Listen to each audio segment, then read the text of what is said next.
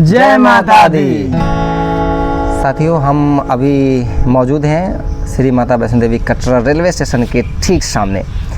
यदि आप श्री माता वैष्णो देवी कटरा श्री माता रानी के दरबार में यदि आप हाजिरी लगाना चाहते हैं तो ये बड़ा ही सुकूनदायक मौसम हो सकता है। मेरे हिसाब से मौसम की यदि बात करें तो आप मार्च, अप्रैल और मई तक यदि आप जाते हैं तो ज़्यादा ही सुकूनदायक मौसम होगा। यदि उससे पहले भी जाते हैं, जैसे आप अक्टूबर, नवंबर, दिसंबर में भी जाते हैं तो उस वक्त भी आप जा सकते हैं। लेकिन हाँ, आपकी एज यदि ठीक ठाक कंडीशन में हो, क्योंकि यदि ज़्यादा ठंडा है और आप वृद्धावस्था में हैं तो ज़्यादा परेशानी हो सकता है। तो आप ऐसा करें कि यदि आप कपल्स हैं और युवा हैं तो आप मार्च, अप्रैल या मई के बीच में जाएं। बड़ा ही सुकूनदायक मौसम होगा। और वहाँ जाने के लिए आप आमतौर पे ऑनलाइन होटल वगैरह बुक करते हैं, तो मेरे हिसाब से आपको ऑनलाइन होटल वगैरह बुक करने की बिल्कुल भी आवश्यकता नहीं है। आप ऑफलाइन जाएं। जैसे ही आप रेलवे स्टेशन के समीप उतरेंगे तो ढेर सारे लोग आपके समीप आएंगे और आपसे होटल के संबंध में बात करेंगे। यदि आप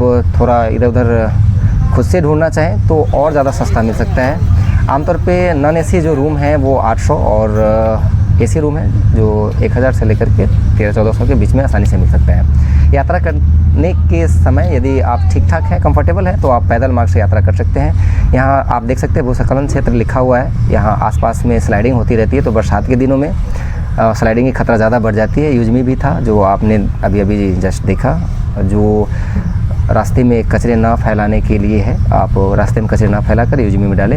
ये लंगूर भी आपको दिखेंगे जो अंगूर खाते हुए नज़र आएंगे, या फिर आप यूँ समझें कि आपके हाथों में जो कुछ भी है वो आसानी से छीन कर खा जाएंगे। इसलिए आप थोड़ा सा इससे भी सतर्क रहें और आसानी से आप पैदल मार्ग के द्वारा भी श्री माता वैष्णो देवी के दरबार में अपनी हाजिरी लगा सकते हैं। और यदि आप छोटे बच्चे हैं तो आप पालकी से या फिर आप घुड़सवारी कर सकते हैं, या फिर आप ट्रॉली से भी आसानी से आप जा सकते हैं। जैसे ये घुड़सवारी का आप नज़ारा देख रहे हैं, इस तरह से आप घुड़सवारी के माध्यम से भी आप आसानी से पहुंच सकते हैं, या पैदल मार्ग से भी पैदल भी आप आसानी से जा सकते हैं। कोई ज़्यादा परेशानी की आपको बात नहीं होगी।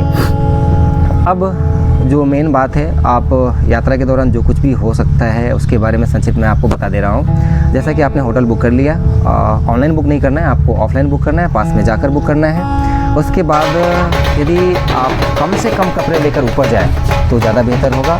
और सबसे अच्छी बात यह है कि माता रानी की कृपा से आपको थकान महसूस नहीं होगा। जैसे आप इस दृश्य में देख रहे हैं, एक छोटे बच्चे और उनके साथ उनके नानाश्री या दादाश्री इस तरह से झूमते हुए जाते हैं, जैसे कि माता रानी की कृपा एकदम उनके ऊपर बरस रही हो, और मज़े से चले जाते हैं। कोई थकान महसूस नहीं होती। बच्चे, बूढ़े, नौजवान सभी चले जाते हैं। ये दृश्य जो आप देख रहे हैं ये बाणगंगा के समीप का है, जहाँ से आपका मेन गेट है, एंट्री गेट आप कर सकते हैं, जहाँ से सिक्योरिटी गार्ड आपके पास जो भी सामान है उसकी जांच पड़ताल करते हैं और फिर उसके बाद आप यात्रा आरंभ करते हैं।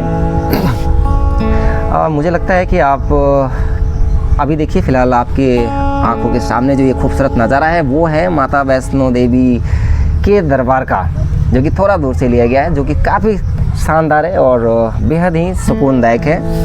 मुझे लगता है कि आपके पास यदि 5 से 10 हज़ार रुपये भी हैं तो आप आसानी से माता रानी के दरबार में अपनी हाजिरी लगाने में सक्षम हो सकते हैं। बहुत ही सुकूनदायक है ये यात्रा।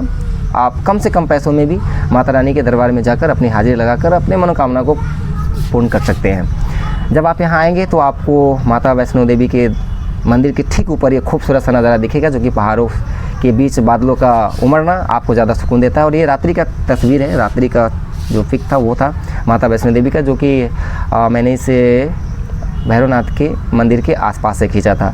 जब आपकी यात्रा माता रानी के परिसर का हो जाता है, जब आप माता रानी के दर्शन कर लेते हैं, वहाँ से आप भैरवनाथ की यात्रा यदि करना चाहते हैं तो महज 2 से 2.5 किलोमीटर की यात्रा है।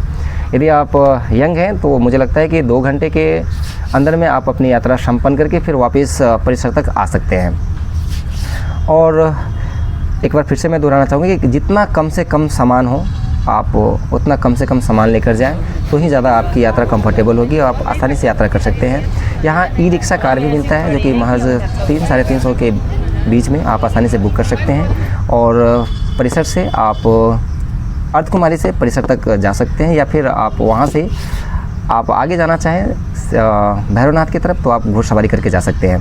आज की इस वीडियो में फ़िलहाल इतना ही। आप कमेंट बॉक्स में ज़रूर लिखिए कि आपको और क्या सुधार चाहिए। दोबारा मिलते हैं, तब तक के लिए जय माता दी।